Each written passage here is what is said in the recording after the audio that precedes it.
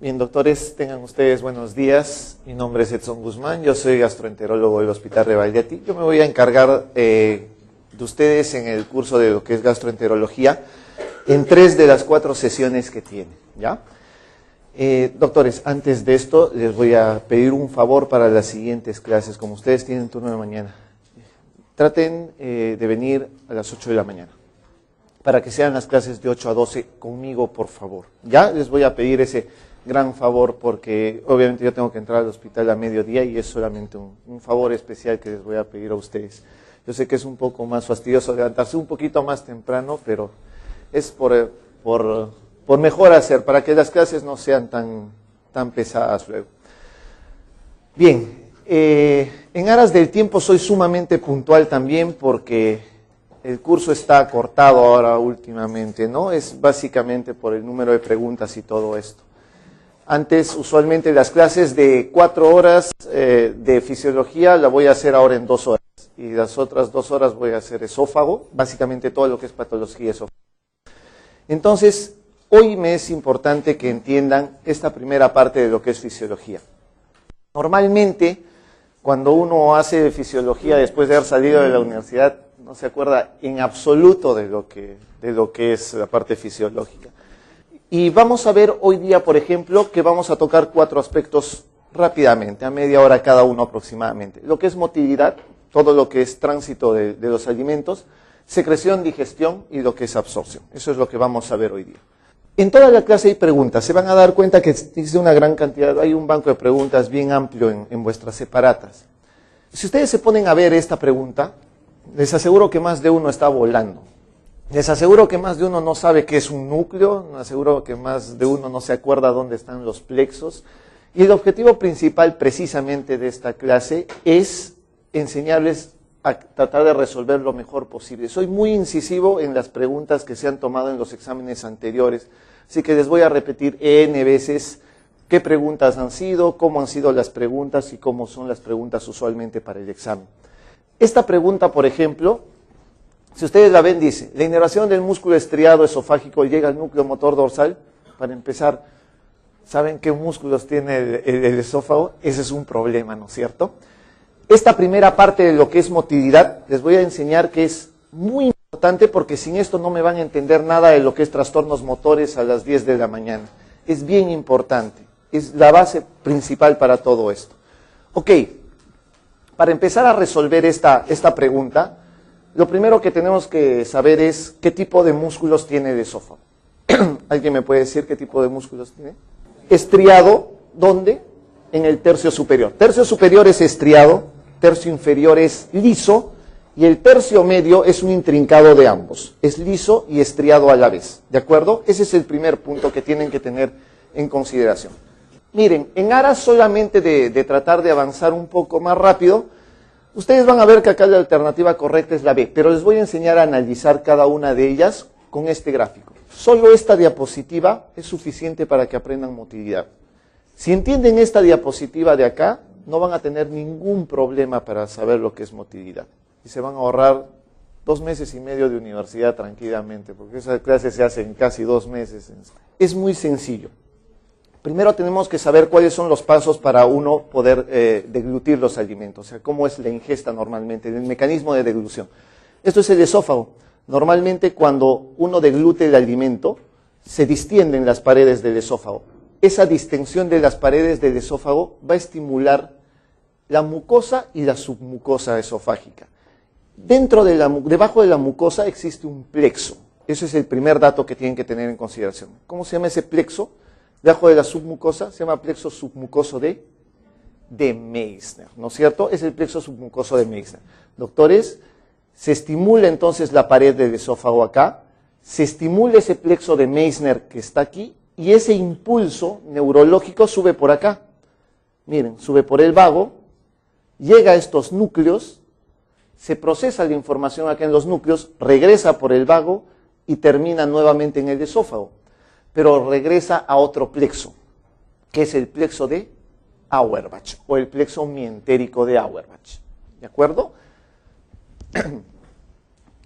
Esto es lo que quería mostrarles previamente. Miren, acá está la parte interna del esófago, ¿no? el plexo submucoso de Meissner.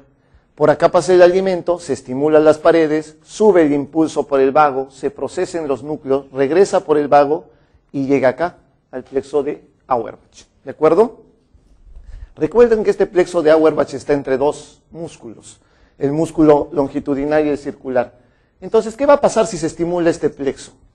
Va a producirse una contracción del esófago. ¿Para qué sirve esa contracción del esófago? Para que el alimento que está acá, por ejemplo, se contraiga y empiece a bajar y a descender. Eso es motilidad. ¿De acuerdo? Solamente necesitan ese pequeño mecanismo, saber eso y nada más. Ok. ¿Me han entendido esa parte? Eso es todo lo difícil. Eso es todo lo difícil de verdad. Ahora les voy a hacer un poquito más de ampliación de cada una de esas cosas. Veamos estos núcleos. ¿Qué peculiaridad tienen esos núcleos? Recuerden que acá existen tres núcleos. El núcleo que ven acá, el núcleo amarillo, es el núcleo ambiguo. Este es el núcleo dorsal y este es el núcleo solitario. ¿Para qué sirve cada uno? Este núcleo ambiguo de acá, el amarillo, sirve para procesar la información del músculo estriado. El ambiguo va con el estriado. ¿Dónde estaba el músculo estriado? ¿En qué tercio?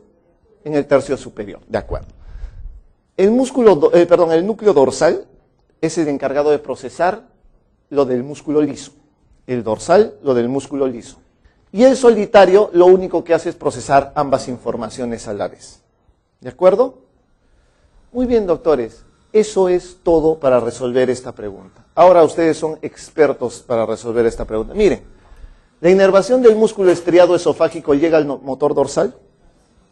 Falso, ¿no es cierto? Llega al músculo, es el músculo liso, ¿no es cierto?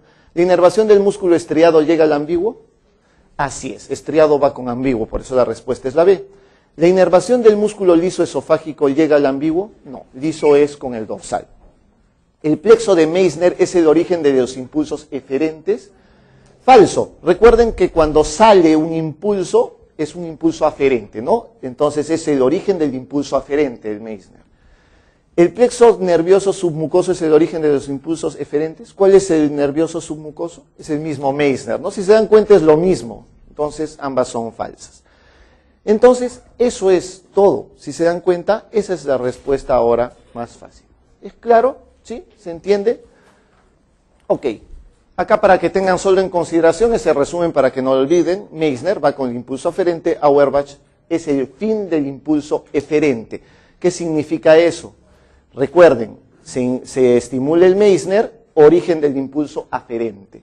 Sube por el vago, se procesa, regresa por el vago y acá termina el impulso eferente. Fin de los eferentes, entonces es el Auerbach. ¿De acuerdo? Ok, otra pregunta. En el esófago, el plexo mientérico de Auerbach interviene en fin del impulso eferente. Así es, ¿no? Es fin del impulso eferente. ¿Listo? La respuesta es la. ¿Tienen más dudas? No hay más dudas. Es recontra fácil ahora. Eso es todo motilidad. Si esta parte me han entendido, la parte de trastornos motores se van a vacilar, porque es recontra fácil también. Adentrémonos un poquito más, entonces, en la parte fisiológica. Ahora vamos a ser un poquito más específicos. Ya sabemos cómo se produce neurológicamente la contracción, ¿no? Neurológicamente ya saben cómo son los plexos. También intervienen, pero algunas sustancias, ¿ya? Algunas sustancias que son básicamente producidas por algunos nervios o algunos son hormonales. Miren, este es el bolo que está pasando a través del esófago. Para que el bolo avance, para que pueda pasar distalmente, siempre tiene que haber una contracción atrás y una dilatación adelante, ¿no? Si no, si se contraen ambos lados, el bolo no pasaría de ninguna manera. Entonces tiene que haber una contracción proximal y una dilatación distal para que pueda pasar. Esa contracción proximal está mediado principalmente por estas dos sustancias de acá. Una se llama sustancia P y la otra se llama acetilcolina. Esas son las dos sustancias que deben ustedes reconocer. Son neurotransmisores que son básicamente estimuladores de la contracción. ¿De acuerdo? Entonces, sustancia P y acetilcolina. Para que haya esa contracción, intervienen esas dos. Para que haya una dilatación en el extremo distal, entonces, tiene que haber estos dos, que son el VIP. ¿Qué es el VIP, doctor? Es péptido intestinal vasoactivo, ¿no es cierto? El péptido intestinal vasoactivo. Y el otro es el óxido nítrico. Son los dos que se utilizan usualmente. ¿Ya? Son los dos que... Entonces, eso es importante. Mucha atención. Salud, doctora. Mucha atención con esos dos, son los dos neurotransmisores. Ya saben el impulso neurológico, entonces, ahora van a conocer cuáles son los impulsos, básicamente basados en sustancias o hormonas. No olviden, por favor, este componente que es la 5-hidroxitriptamina. ¿El otro nombre, doctora, de la 5-hidroxitriptamina es? ¿El otro nombre de la 5-hidroxitriptamina? Serotonina. ¿Ya? Ese es el nombre de serotonina. ¿Quién produce la serotonina? Esta célula llamada célula enterocromafin. ¿Ya? Célula enterocromafin.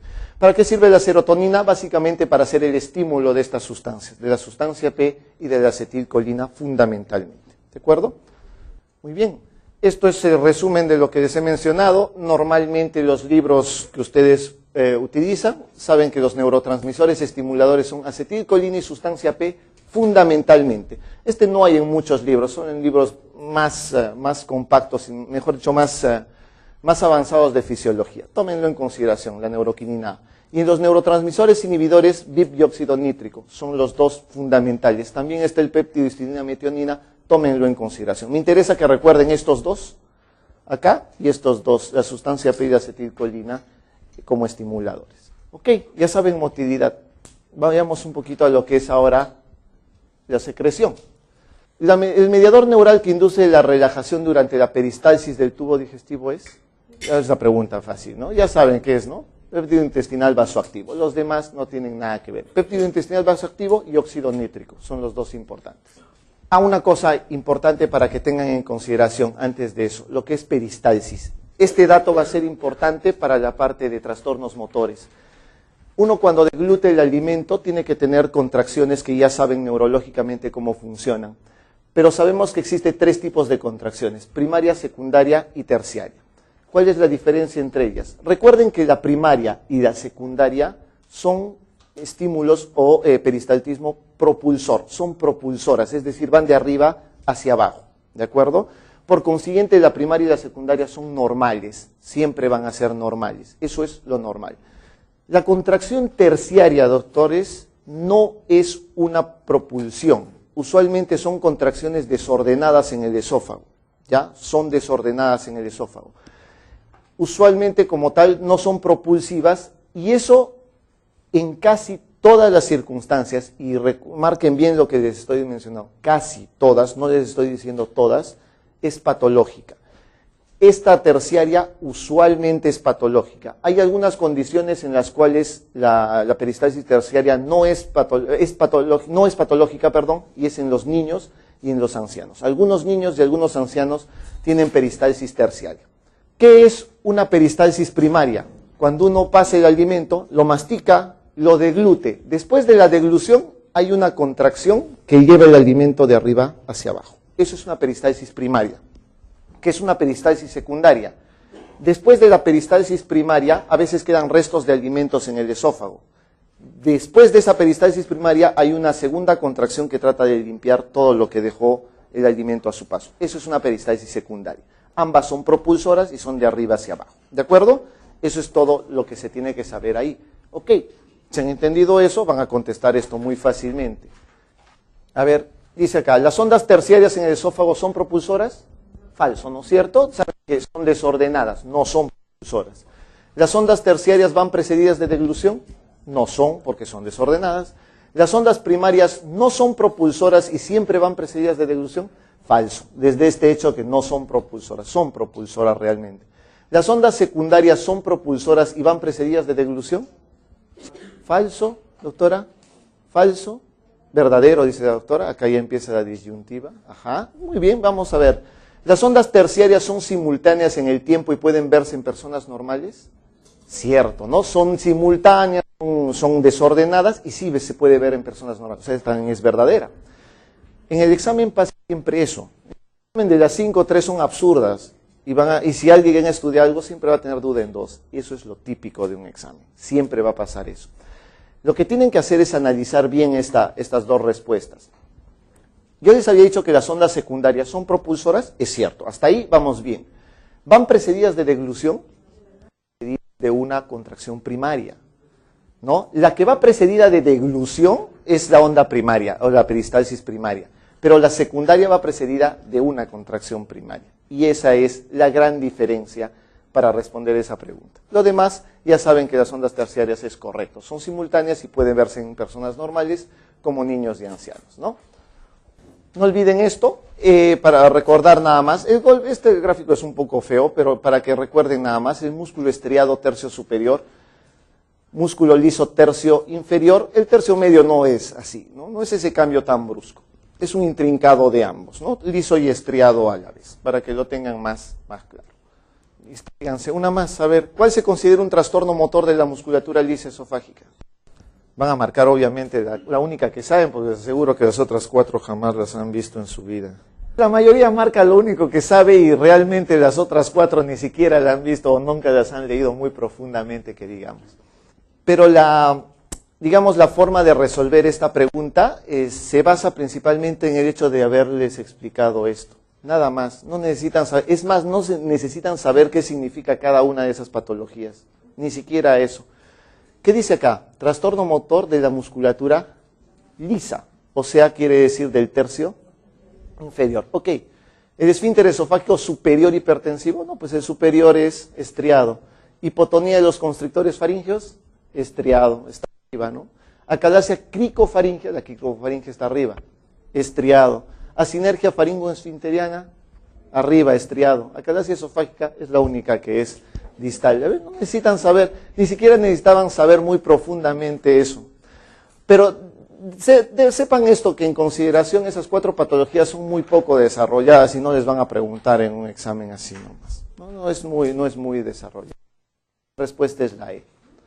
Doctores, este detalle sí es para que ya ustedes empiecen a ver algunas cosas. Los exámenes de residentado, sobre todo los exámenes MIR, tienen muchas preguntas de lo que son sustancias que aumentan y reducen la presión del esfínter esofágico inferior. En los exámenes de San Marcos, de Cayetano, de las demás universidades acá en el Perú, no suelen preguntar mucho esto, pero a los españoles les encanta preguntar esto porque requiere memoria para recordar cuáles son las sustancias que aumentan o disminuyen. Les recomiendo que lean y se memoricen, por lo menos la gran mayoría de ellas, ¿no? Hormonas, por ejemplo, que aumentan la presión del esfínter esofágico inferior, gastrina, motidina, sustancia P que ya conocen, ¿no? La sustancia P y la acetilcolina que hacen contracción. Y las que disminuyen, secretina, colicistoquinina, glucagón. Eso tienen que aprenderlo, tienen que memorizarlo de alguna manera. Ese tipo de tablas sí es importante para ese tipo de exámenes, ¿de acuerdo? Pregunta, por ejemplo, típica pregunta de un examen MIR. Son hormonas que disminuyen la presión del esfínter esofágico inferior, excepto gastrina, ¿no? Habíamos visto que la gastrina lo que hace es aumentar la contracción del esfínter esofágico inferior. Acá de algunas saben, sí, pues el VIP, ¿no? El VIP es el más conocido después de todo lo que les he explicado. El péptido intestinal vasoactivo lo que hace es relajar el esfínter esofágico inferior. Vayamos con secreción. En la parte de secreciones ya saben lo que es motilidad. Motilidad se basa principalmente en eso y lo vamos a recordar cuando hagamos trastornos motores a las 10. En secreción lo que tienen que saber usualmente es que la cantidad de jugos o secreciones o líquidos que una persona produce por día es de aproximadamente 7 a 9 litros. Ojo. En esta diapositiva yo les muestro 6 litros 700. Esta es una diapositiva, en conclusión, sacada de un libro de gastroenterología, que es de Eisenger en sí, que es nuestra Biblia, es un paquetón así. Pero la mayoría de libros de fisiología, Gannon, Guyton, Constanzo y los demás que tienen, mencionan que la cantidad de jugos digestivos secretados es de 9 litros. ¿De acuerdo? Entonces, mucha atención con ese detalle. Normalmente dicen que la cantidad que se secreta es 7, 8, 9 litros aproximadamente. ¿De acuerdo? Acá saben que el más importante es la mayor secreción, es usualmente el intestino delgado, que es litro 800, y la secreción gástrica es de 1000. Hay una pregunta de hace 30 años, debe ser, pues de estos exámenes que ya ni siquiera lo sacan. ¿Cuánto es la producción normal de saliva por día, por ejemplo? ¿No? Tienen que saber que es aproximadamente 1 litro por día. Esa es la cantidad de saliva que se produce por día, ¿no? Para las glándulas gástricas, acá ya vamos a entrar un poquito más en lo que son las glándulas gástricas. Vamos a ver que existen 3 tipos de glándulas, cardiales, oxínticas y pilóricas. ¿De qué me sirve que sepan esto? vamos a prestarle mucha atención a estas sobre todo, a las más abundantes, a las oxínticas, que son el 75% de ellas. ¿Para qué sirven esas glándulas? Básicamente porque esas glándulas tienen estas células mucosas. ¿Qué produce la célula mucosa? Moco, y a eso nunca les van a preguntar en el examen.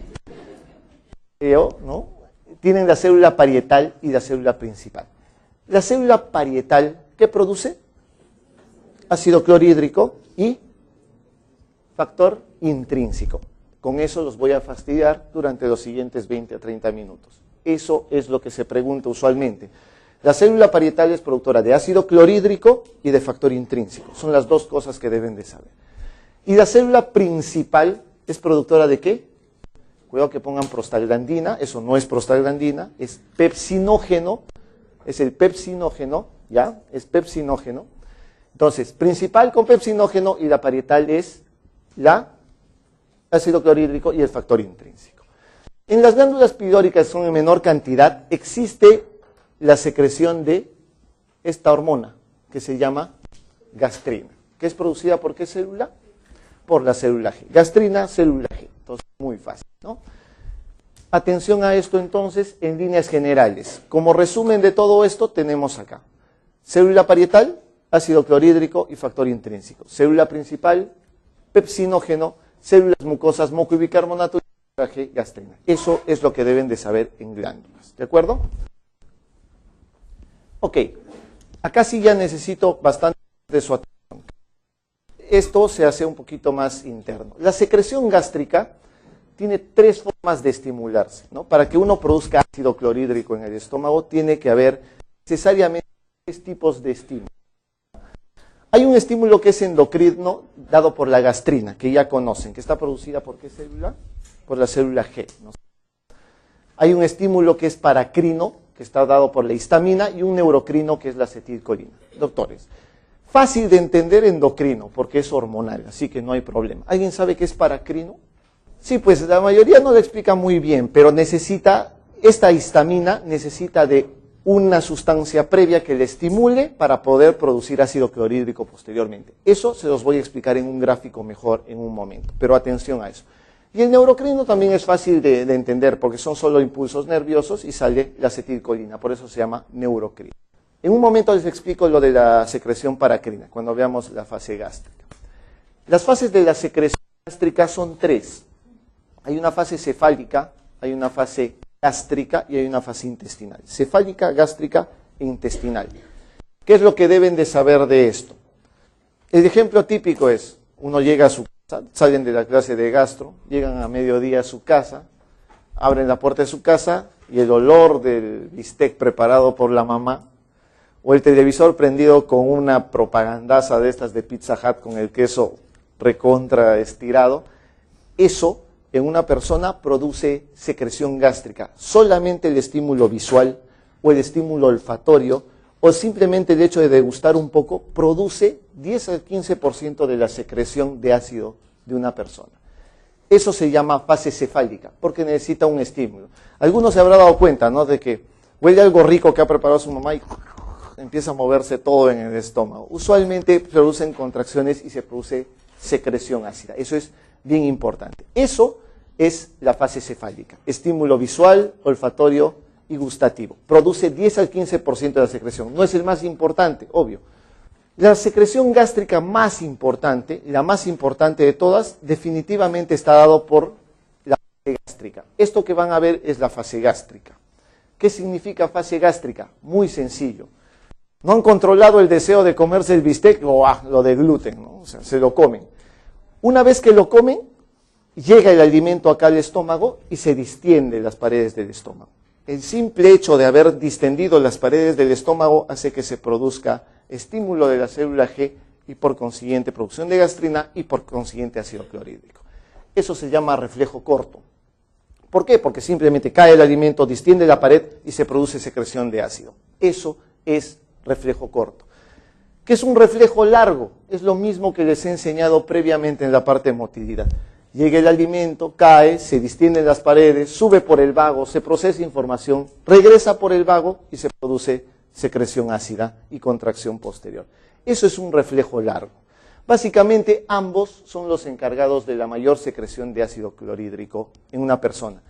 Ya tienen entonces la fase cefálica, que produce solo 10 al 15%. Si les preguntan qué fase es la que produce más ácido, definitivamente es la fase gástrica, es la más importante, da casi el 70% de secreción. Ya saben entonces, 70% de secreción a través de los reflejos cortos y largos que ya conocen, y ahora vamos a ver este mecanismo de la gastrina. En este gráfico les voy a explicar cómo actúa la gastrina y cómo actúa la histamina. O sea, les voy a explicar el reflejo, más que todo el estímulo endocrino y el paracrino, ¿de acuerdo? Si pueden dibujar, dibújenle un receptor más acá. Tiene 1, 2 y dibújenle un receptor más acá. Ok, ¿qué es lo que pasa? Miren, estas son las células de esta parte, de la parte antral. Recuerden que en la parte antral están las células G, que son productoras de gastrina. Cuando el alimento llega acá, al estómago, se produce distensión de la pared, y esta célula G va a secretar gastrina, ¿de acuerdo? La gastrina sube por acá, por los vasos sanguíneos, y va a llegar acá a las células parietales, que son productoras de ¿qué?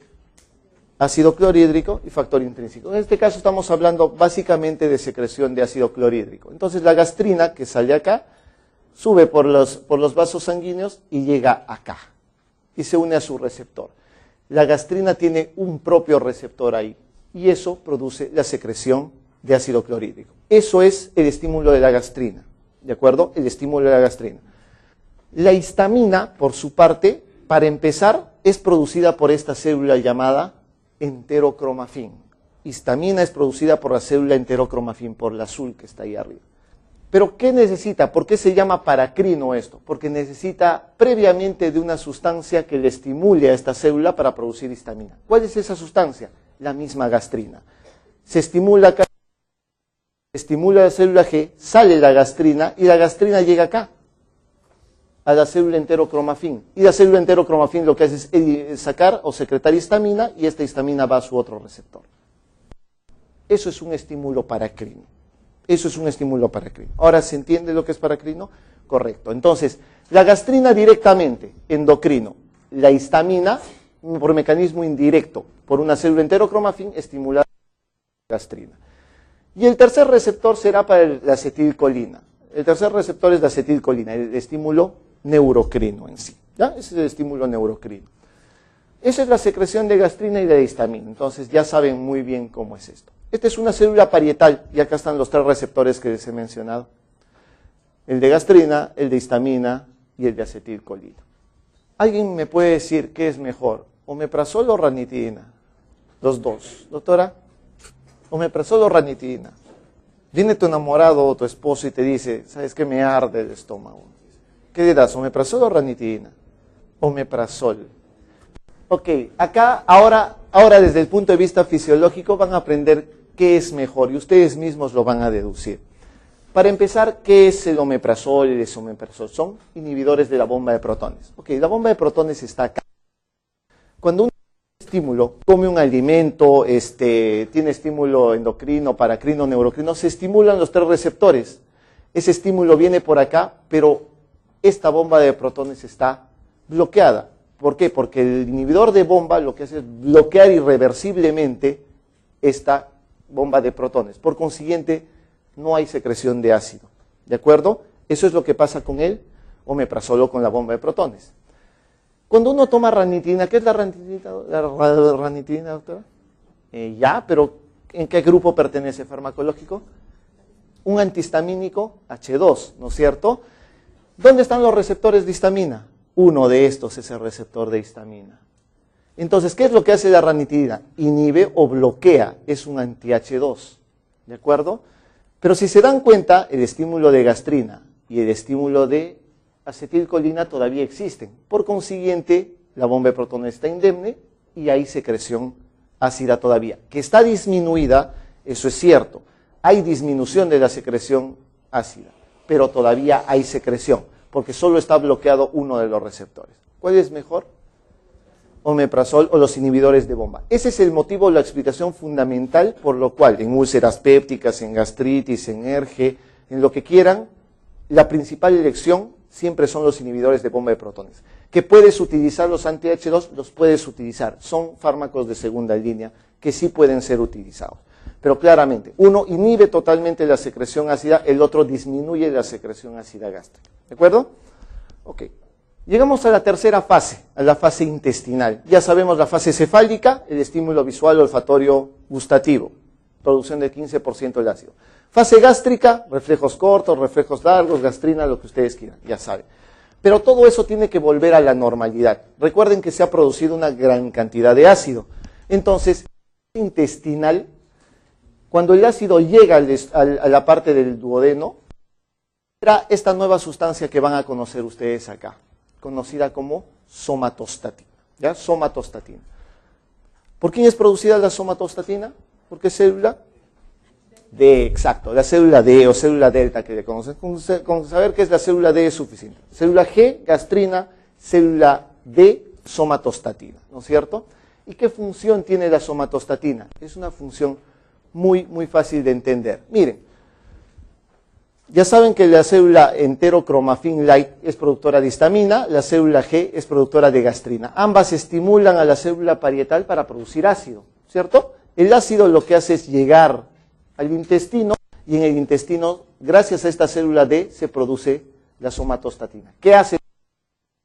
Bloquea a la célula G e inhibe también a la célula enterocromafin light. Por consiguiente, va a dejar de haber secreción ácida. Es decir, todo regresa a la normalidad hasta que haya un nuevo estímulo secreto. ¿De acuerdo? Eso es lo que hace la somatostatina, la célula enterocromafin y a la célula G para que ya no vuelva a haber más secreción, una vez que el ácido ha llegado al duodeno. ¿Se entiende? ¿Estamos bien con eso? Vayamos con otra sustancia más. Ahora van a conocer ustedes lo que es la secretina. La secretina. Producida la secretina. Célula G, gastrina. Célula D, somatostatina. Secretina es la célula S, ¿no? Es la célula S. Célula S, secretina, G, gastrina. La que varía es la somatostatina con la D. Es más fácil de entender. ¿Cuáles son las funciones que tiene la secretina? Claramente, las funciones que tiene la secretina es secreción, por eso se llama secretina. Pero vamos a ver secreción de qué.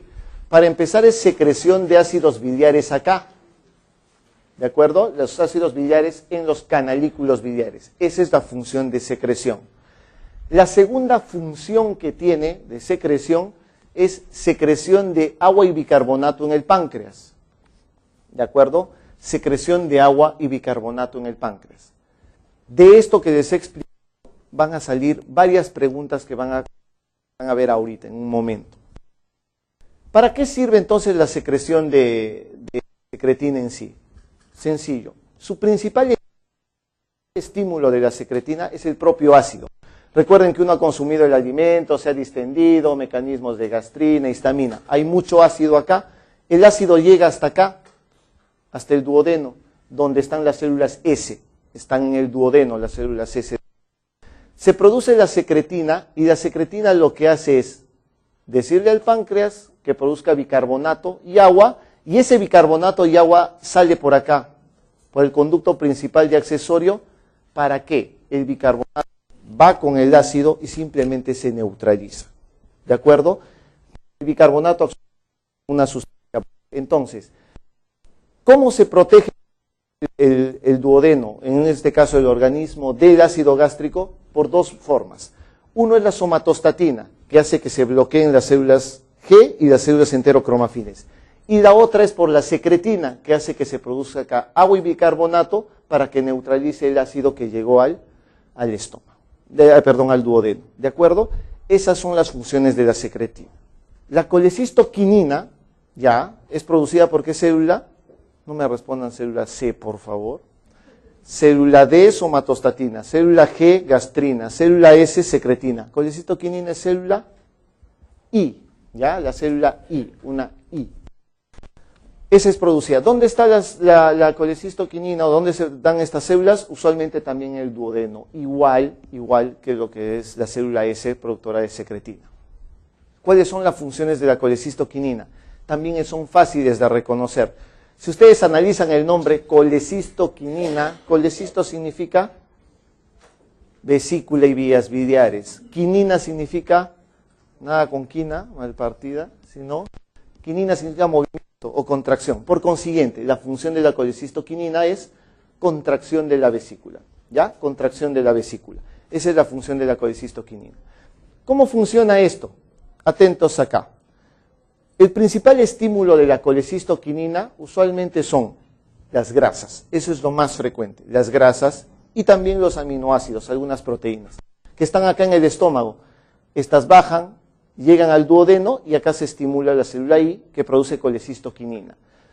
¿Qué hace la colecistoquinina? Va a la vesícula, produce contracción y obviamente va a salir por acá bilis, ¿no? Primera función entonces, contracción de la vesícula. Para que la bilis salga por acá, necesita relajar el esfínter de Oddi. Segunda función de colecistoquinina entonces. Primera función, contracción de la vesícula, y segundo es relajación del esfínter de Oddi. ¿Para qué? Para que salga la bilis por acá, y esa bilis y los ácidos biliares, ¿qué cosa hagan con los lípidos? Produzcan la digestión de los lípidos, que lo vamos a ver en la parte final de la clase. ¿De acuerdo? Esa es la función de colecistoquinina. ¿De acuerdo? Sencillo, entonces. En resumen, ya saben, colecistoquinina, contracción de vesícula y relajación del esfínter de Oddi. Ok, si me han entendido eso, a resolver preguntas. Vamos. ¿Cuál es verdadera acá? La A, perfecto. O sea, se acabó el asunto, ¿no es cierto? Están jalados, ¿no? Otra cosa que deben aprender. Por favor, lean completo todo. Si no aprenden a leer completo, van a morir en el examen. Es precisamente esos errores de emocionarse por saber la primera frase que los obligan a cometer errores fatales en el examen, y son fatales. Y recuerden que la diferencia de una pregunta entre uno y otro son como 50 puestos, ¿no? Tengan cuidado entonces con eso. Ok, ¿es producida por células? Sí, es correcto, eso es cierto. ¿Es estimulada por aminoácidos y lípidos? También es correcto. ¿En el páncreas produce secreción de enzimas? ¿Es correcto o no es correcto? Es correcto. ¿En la vesícula biliar produce contracción? También. La respuesta acá es la E, ¿no es cierto? Son todas en este caso. Lean todo. Ok, emociónense. ¿Cuál es la función de la secretina? A ver, ¿cuál es, doctora? La D. ¿La D? ¿Dudas? Nada. Así son las preguntas del examen. Son de este tipo. No hay más para que ustedes puedan pensar. Es regular la secreción de agua y bicarbonato. Son dos funciones de la secretina para repasar. Estímulo de secreción de ácidos biliares en el hígado y segundo, secreción de agua y bicarbonato en el páncreas. Eso es todo. Muy bien. A ver, esta. La producción de ácido clorhídrico por las células parietales del estómago son necesarias ¿para qué? Acá van a aprender un término nuevo o una sustancia nueva, ¿no? Ok, acá lo que hace realmente el ácido clorhídrico es esto, activación del pepsinógeno en pepsina. Doctores, les explico rápidamente. ¿Qué es el pepsinógeno? Para empezar, ¿quién produce el pepsinógeno? Las células principales, ¿no es cierto? Eso ya saben, célula principal. De acuerdo. ¿En el pepsinógeno? ¿Digerir la Pepsi? No, ¿no es cierto? El pepsinógeno no tiene función. Estoy subrayando eso. Tiene función. ¿Por qué? Porque es un simógeno o es una proenzima. Eso se llama simógeno o proenzima. Son sustancias que no tienen función. Entonces, para que esta función tiene que ser convertida a una forma activa. El pepsinógeno tiene una forma activa que se conoce como pepsina. ¿De acuerdo? ¿Quién convierte el pepsinógeno en pepsina? Es precisamente el ácido clorhídrico. ¿De acuerdo? El ácido clorhídrico. ¿Y para qué sirve la pepsina ahora sí? Para digestión de proteínas. Para eso sirve la pepsina, para la digestión de proteínas. ¿Ya? ¿Okay? A ver, esta pregunta. ¿Las células parietales del estómago se caracterizan por? Oh, insultante, ¿no? Una pregunta recontra insultante. ¿Cuál es? Esto que me desmayó. ¿Cuál es? Forman ácido clorhídrico en las cisternas de retículo, presentan escasas mitocondrias, sintetizan factor intrínseco gástrico. Cierto, ¿no es cierto? Les he dicho que producía ácido clorhídrico y factor intrínseco. ¿Alguna duda? Así son las preguntas, ya les dije. A ver si me han entendido. ¿Cuál es la secreción ácida gástrica? Gracias. ¿Cuál era? ¿Por qué dudan? ¿Por qué son tímidos? No sean tímidos, doctores. No sean tímidos. ¿Qué es? Gastrina, doctores. No tengan miedo de responder esa pregunta, es cierto, es gastrina. Sí. Muy bien. Segundo, la secreción de ácido gástrico se produce por las siguientes, excepto. La secreción de ácido gástrico se produce por las siguientes, excepto. O sea, hay una que no produce. ¿Cuál es? La secretina. ¿Por qué? Porque la secretina lo que hace es al contrario, ¿no es cierto? Producir bicarbonato para inhibir el ácido en sí. Cierto, la secretina, ¿no? El mayor estímulo fisiológico para la secreción de ácido es la ingestión. Claro, ¿no? Les he dicho, ¿qué es el principal estímulo normalmente? Usualmente el principal estímulo es la ingesta de alimentos. Eso es. ¿Estímulo visual? No, les he dicho que es un porcentaje de casos, ¿no? Nervio olfatorio, ayuno prolongado, nada que ver. Acá la ingesta de alimentos es lo más importante. Muy bien. El ácido estimula la liberación de... ¿De qué, doctor? ¿El ácido gástrico estimula la liberación de qué? Colecistoquinina. Ay, no. Es la menos probable, creo. ¿Cuál es? ¿Secretina? Doctores, el ácido gástrico lo que hace es estimular básicamente somatostatina, ¿no? Uno, y el otro es secretina. Recuerden lo siguiente. Yo les he mencionado que la secreción de secretina es estimulada por este ácido gástrico. Al contrario, la secretina no estimula la producción de ácido, es al revés. El ácido estimula la producción de secretina. Ese es el detalle. Por eso salen estas preguntas de acá. Esta pregunta es una pregunta del examen de San Marcos del año pasado. ¿De acuerdo?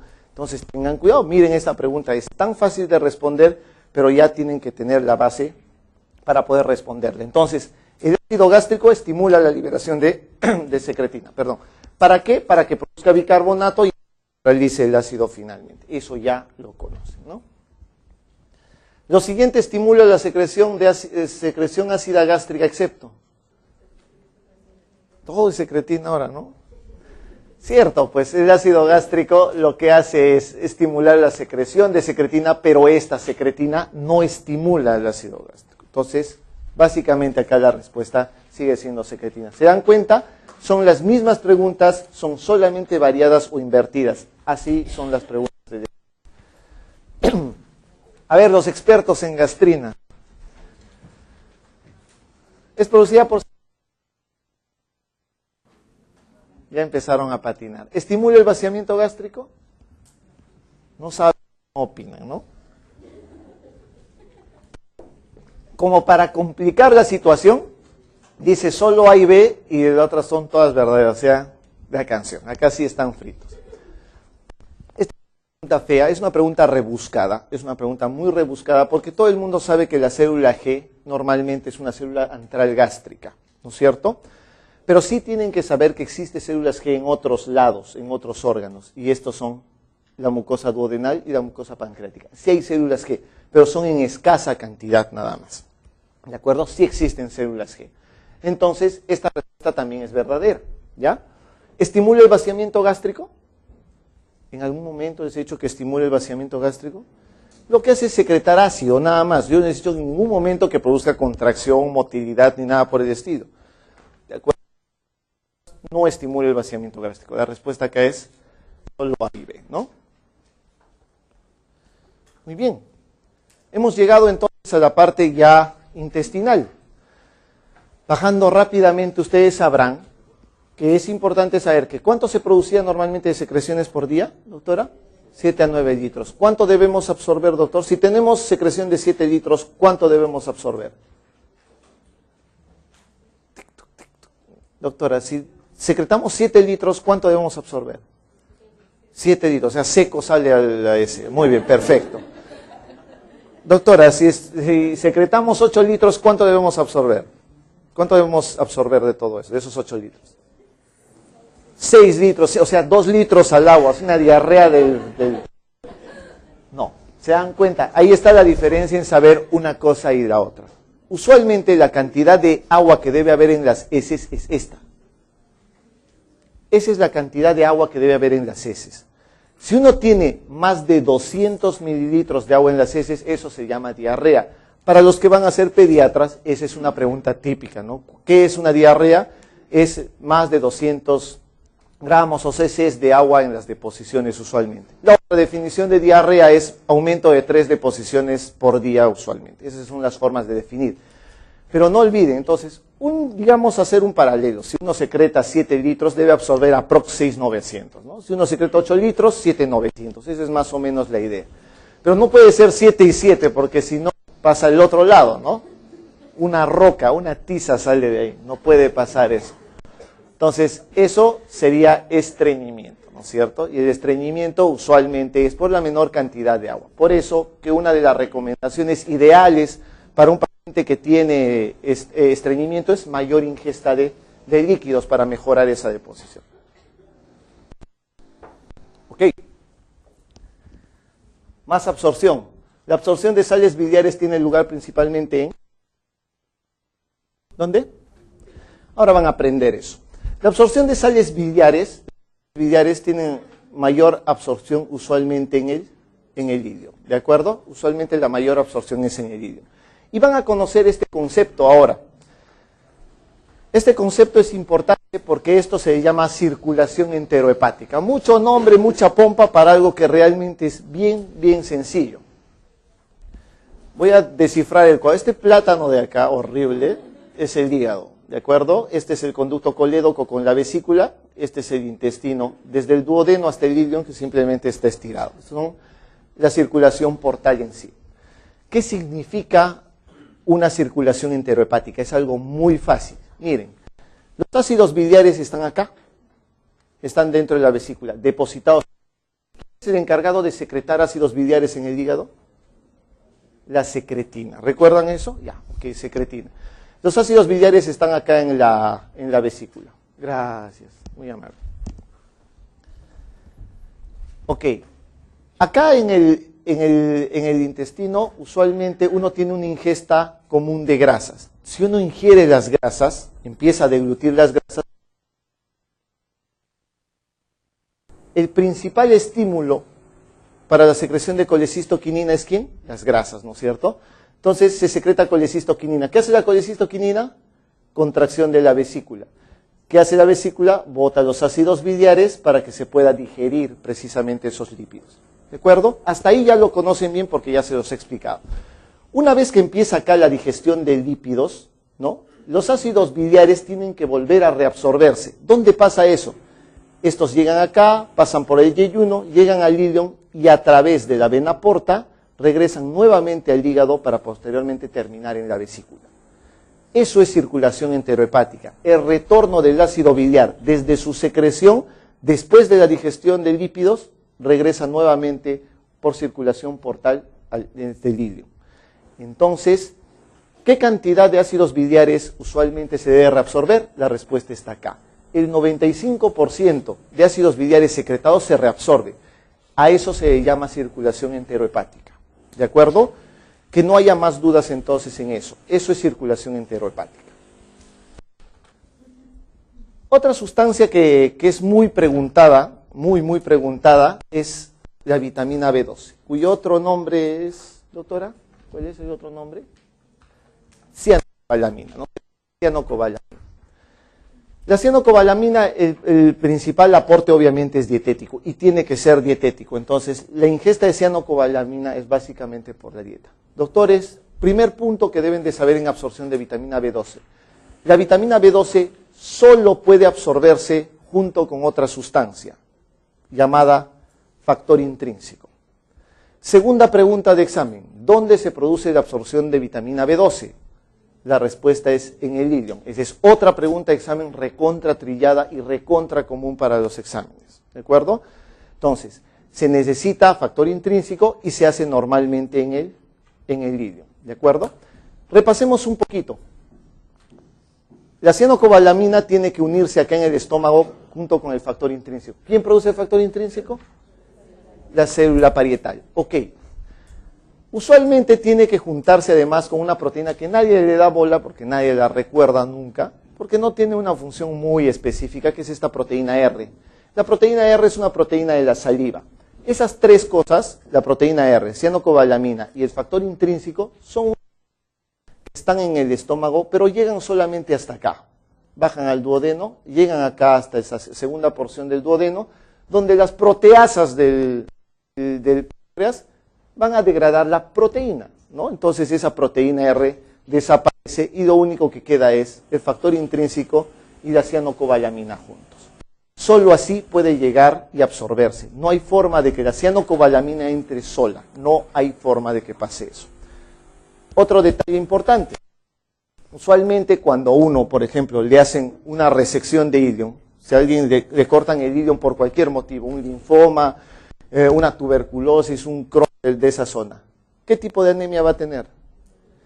Una anemia megaloblástica. ¿Por qué? Básicamente por el déficit de vitamina B12, porque no se va a absorber vitamina B12. Pero puede ser que esto esté indemne y a una persona le hayan hecho una gastrectomía por un tumor, por ejemplo, un cáncer gástrico, y le sacas el estómago. ¿Qué tipo de anemia va a tener? También megaloblástica. ¿Por qué? Porque ya no se secreta factor intrínseco en este caso, ¿no es cierto? No hay factor intrínseco y la vitamina B12 no se absorbe de manera adecuada. Otro tipo de anemia megaloblástica, que en este caso se llama anemia perniciosa, ¿no es cierto? Puede haber anticuerpos contra el factor intrínseco. Hay anticuerpos contra la célula parietal, por consiguiente no se produce tampoco factor intrínseco y de esa manera tampoco hay buena absorción de B12. ¿De acuerdo? Pueden faltarse hemato, entonces tomarse la... Ya saben todo lo que es anemia megaloblástica. Ok, mentira, broma, estoy grabando. La vitamina B12 o cianocobalamina se absorbe principalmente mediante... Esto solo requiere sentido común, más que sentido común. Sentido común, porque tienen que saber lo siguiente. Las sustancias que entran solas usualmente pueden entrar facilitadamente. Pero esta vitamina B12 para absorberse, ¿qué necesita? Factor intrínseco. Las dos sustancias juntas jamás van a entrar facilitadamente. Entonces, ¿cómo entrarán? Así es, si entran por transporte activo. Necesitan más que sentido común. Ok, siguiente pregunta. La siguiente, si es necesaria para la absorción de B12. Ay, por favor. Ya no sé por qué pongo ya esas cosas. Es insulto para ustedes eso. ¿Cuál es? Así es el factor intrínseco. No tengan duda de eso y no hay problemas con esa pregunta. En el metabolismo de proteínas, una de las siguientes es función del hígado. Hay una pregunta filtrada de hígado para ver ahí. Esta es una pregunta del examen de este año. ¿Oyes, Doc? Lo más común, ¿qué hace el hígado? En el metabolismo de proteínas, lo primero que tiene que hacer usualmente el hígado es esto. Es formación de urea, ¿no? Es la formación de urea. Formación de urea. A ver, con esta, el volumen diario de líquido que es el intestino delgado es, a ver, ¿y 6? ¿No? Porque hay 6, ¿ah? Por si acaso les voy diciendo que hay 6. No se palteen con eso. He dicho que usualmente los libros de fisiología dicen de 7 a 9. Por consiguiente, la respuesta es 9 litros ahí. No duden ya de eso.